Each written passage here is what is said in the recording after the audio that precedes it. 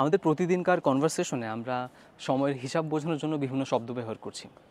যেমন নিমেষের মধ্যেই কাজটা শেষ করে ফেলবো, মুহূর্তের মধ্যেই সব কিছু ধ্বংস হয়ে গেল, আমি এতক্ষণ ধরে দাঁড়িয়ে আছি, কিংবা হাতে এক দণ্ড সময় নেই।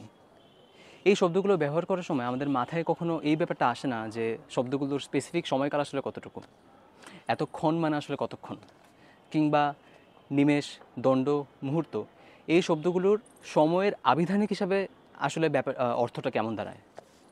এই প্রত্যেকটি শব্দের কিন্তু নির্দিষ্ট একটা সময়কাল আছে। যেমন সময়ের আবিধানিক হিসাব অনুযায়ী এক নিমেষ মানে হলো আসলে 16 মিনিট। আবার আমরা যখন বলি আমি এতক্ষণ ধরে দাঁড়িয়ে আছি, এই ক্ষণ মানে আসলে হলো নিমেষের 1/4 মানে হলো 4 মিনিট। আবার আমরা যখন বলি হাতে এক দণ্ড সময় নেই, এই দণ্ড মানে আসলে হলো 24 মিনিট। আবার যদি বলি মুহূর্তের মধ্যেই সব কিছু শেষ হয়ে গেল, এই মুহূর্ত মানে আসলে হলো 2 দণ্ড বা 12 ক্ষণ বা 48 মিনিট। আবার হিন্দিতে আমরা একটা শব্দ অনেক শুনতে পাই, পাল। যেমন এই পাল শব্দের সময়কাল আসলে হলো 24 সেকেন্ড।